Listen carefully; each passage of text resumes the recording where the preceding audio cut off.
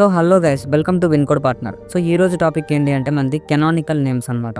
So దీన్ని మనం సీనియం records అని చెప్పి కూడా పిలుచుకుంటాం.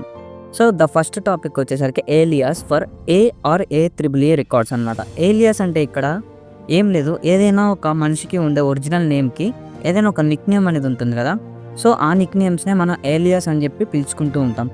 AAAA రికార్డ్స్ గురించి ఆల్రెడీ మనం బిఫోర్ క్లాస్లో అయితే చెక్ చేసాం.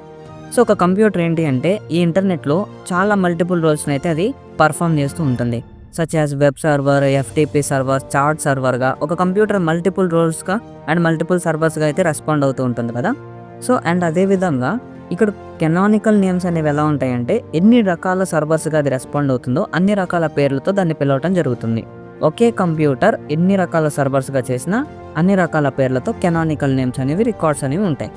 అండ్ యాజ్ యూజువల్గా సీనియం రికార్డ్స్ అని ఒక సింగిల్ కంప్యూటర్కి ఉండే మల్టిపుల్ నేమ్స్ అంటారు. ఓకేనా. సో ఒక సింగిల్ కంప్యూటర్ ఏంటి అంటే ఒక వెబ్ సర్వర్గాను ఉంటుంది, ఒక FTP సర్వర్గాను ఉంటుంది. అంటే ఆ సింగిల్ కంప్యూటర్కి మనం కెనానికల్ నేమ్స్ అనేవి ఏం పెట్టవచ్చు, ఈ కంప్యూటర్ అనేది ఒక వెబ్ సర్వర్ కంప్యూటర్, అదేవిధంగా FTP సర్వర్ కంప్యూటర్ అని చెప్పి కూడా పిలుచుకుంటాం.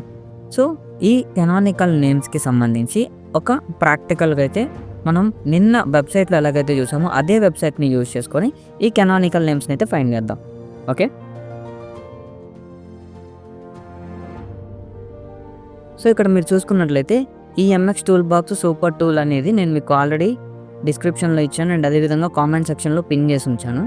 సో ఇక్కడ నేను ఏం చేస్తున్నాను అంటే నిన్న మనం గూగుల్కి సంబంధించిన AAA రికార్డ్స్ని అయితే ఫైండ్ చేసాం కాబట్టి ఈరోజు మనం Microsoft.comకి సంబంధించిన కెనానికల్ నేమ్స్ని అయితే ఫైండ్ చేద్దాం. సో ఇక్కడ మీరు సెలెక్ట్ చేసుకోవాలి CNAMESని. So I will select CNAME lookup, that means canonical names. So నేను కెనానికల్ నేమ్ లుకప్ మీద అయితే క్లిక్ చేశాను. సో డొమైన్ వచ్చేసరికి Microsoft.com, నా కెనానికల్ నేమ్ అయితే వచ్చింది. సో నేను దీన్ని అయితే కాపీ చేస్తున్నాను. సో కాపీ చేసి నేను వేరే ట్యాబ్లోకి వెళ్ళి దీన్ని పేస్ట్ చేసి ఎంటర్ చేస్తున్నాను. Did you mean Microsoft.com? Yes, go to Microsoft.com.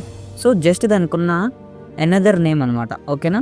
So ఏంటి అంటే Microsoft.com C3edgekey.net ఇది ఒక కెనానికల్ నేమ్, అంటే దానికి ఉండే సెకండరీ నేమ్. సో ఈ విధంగా ఏమవుతుంది అంటే మనం మైక్రోసాఫ్టే కాదు ఏ వెబ్సైట్ ఇచ్చినా ఏ డొమైన్ ఇచ్చినా దానికి సెకండరీ నేమ్స్ ఉండేదాన్ని మనం కెనానికల్ నేమ్స్ అని చెప్పి పిలుస్తాం. ఇవి ఏదైనా డౌట్స్ ఉంటే కనుక మీరు కింద కామెంట్ సెక్షన్లో అయితే పింక్ చేయండి, నేనైతే దాన్ని చూసి రెస్పాండ్ అవుతాను. ఓకేనా.